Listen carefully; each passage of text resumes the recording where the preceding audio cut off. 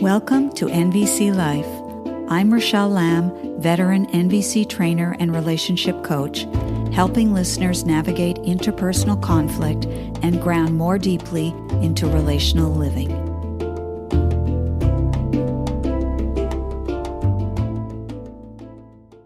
Greetings, fellow humans. Most of you have probably heard of Canadian psychologist Dr. Jordan Peterson. On August 23rd, an Ontario court ruled against Jordan Peterson and upheld the regulatory body Ontario College of Psychologists' decision that he take social media training, a ruling that many consider to be a chilling development for the future of free speech in Canada.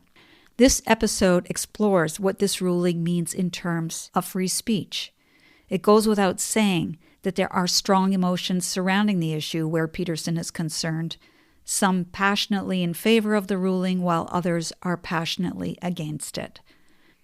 Peterson has made highly controversial and inflammatory tweets on Twitter about Canadian politicians, including our current Prime Minister Justin Trudeau, as well as tweets about climate change, whether or not overweight people are attractive, and gender dysphoria and related treatments.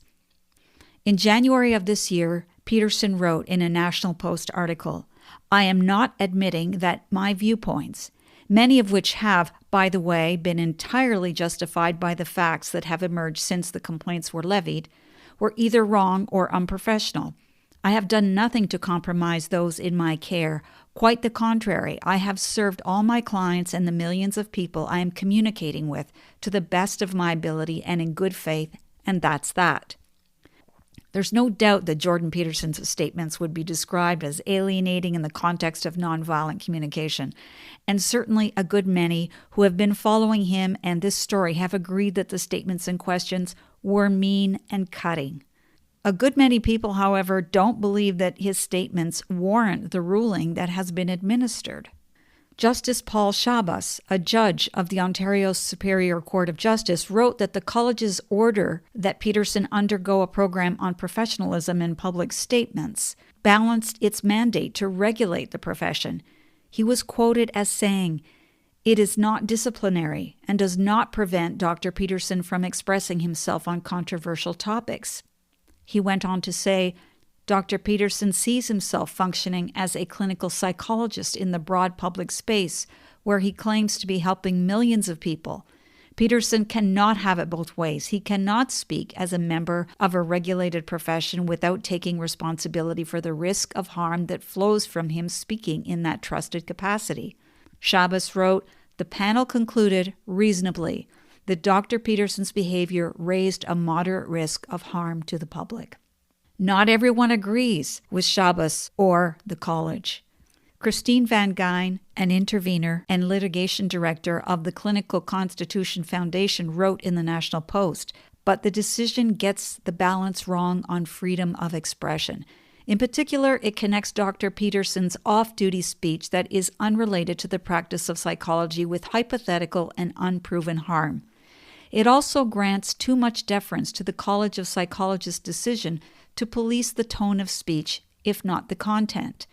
The court also held that the mandated retraining for Peterson is not disciplinary, does not prevent Dr. Peterson from expressing himself on controversial topics, and is minimally impairing on his rights, even though the training is for an indeterminate amount of time and at his own expense. Howard Levitt is a senior partner of Levitt Sheik, employment and labor lawyers, and is the author of 6 books, including The Law of Dismissal in Canada. He contributed the following to the Financial Post. "This decision will inevitably motivate political enemies of any member of a regulatory body, whether it be one of lawyers, osteopaths, engineers, or, psychologists, who have no legal basis for any claim otherwise, to harass that person by filing complaints about their expressed opinions or writings. The issue should not have been whether the College of Psychologists' decision was transparent and reasonable given its code of ethics, and which it found Peterson had arguably violated, but whether the college even has the legal jurisdiction to develop a code of ethics in the first place that prohibit the free expression of its members unrelated to their clinical psychological practice. particularly if that free expression breached no laws. That is, wasn't criminal nor defamatory. This court decision will embolden professional associations to enact similar codes of ethics that suppress lawful activities which, like Peterson's political comments, are unrelated to his profession and are offensive to some, and enable political attacks on members of professional bodies to threaten their livelihoods. Indeed, this is inevitable in light of this decision, and that would be very, very bad for our democracy. Dr. Sean Watley, the past president of the Ontario Medical Association, wrote in an article in Troy Media, "The College of Physicians and Surgeons of Ontario collects $1,725 each year from the province's 31,500 practicing physicians, in addition to a long list of other fees. The College of Psychologists has half as many psychologists and lower membership fees, but it's still a multi-million-dollar organization filled with well-paid employees. Regulatory colleges face a classic dilemma, often discussed by economists as the principal agent problem. Conflicts of interest arise when the agent, the colleges in this case, start to act in their own best interests instead of acting in the interests of their clients. They are in the uncomfortable position of serving two masters. If college employees want to keep their jobs and protect their organizations, they must maintain a public image of pure devotion to patient safety, even though they are beholden to governmental oversight. The Ontario court chose to ignore this fundamental conflict of interest, focusing solely on the college's right to restrict Peterson's speech outside of his professional responsibilities. This narrow perspective sidesteps an important institutional issue. Regulatory colleges may say they serve the public, but they are clearly inclined to safeguard their own interests first. And here are some online comments from the general public. I am not a Peterson fan, but I support him 100% on this issue. What a disgraceful decision. I thought the U.S. was in trouble with our courts, but I think the Canadians have leapfrogged us. I stand with Dr. Peterson, and I pray for my Canadian brothers and sisters. Forced speech, now forced politeness and censorship 24/7. There is too much of this big brother authoritarian suspension of individual rights in this country. And the last one, Peterson's opinions are not unpopular. On the contrary, they are vastly popular, but unexpressed by legions of people for fear of reprisal. His opinions are not acceptable to the elites who sadly have the power, backed up by our courts, to crush, silence, and vilify wrong thinkers and wrong speakers. If you haven't read 1984 yet, you should. Orwell predicted this with uncanny accuracy. Okay, so where do I stand on this issue? For me, this is not a question of whether I agree or not with Peterson's views or manner of speech. There are plenty of people in this world with whom I disagree with, and still I would argue their right to speak it. It's rather a question of whether or not I agree with the notion of free speech, and in this case, whether or not I view Peterson's statements as harmful and requiring punitive action. Anyone familiar with nonviolent communication will already know that punitive measures are not supported within the NVC framework. I don't imagine the forced education, which Peterson is required to pay for out of his own pocket, will be particularly effective, except for scaring other licensed professionals to silence themselves when they don't toe the PC line. I also think it's important to bear in mind that whenever we generate enemy images in our heads about someone, we have a hard time seeing the humanness in them. So to the degree that I have an enemy image of Jordan Peterson, I won't be able to genuinely see where he's coming from. In fact, I won't even want to. Instead, I'll assign negative motives to him and turn him into a non-human.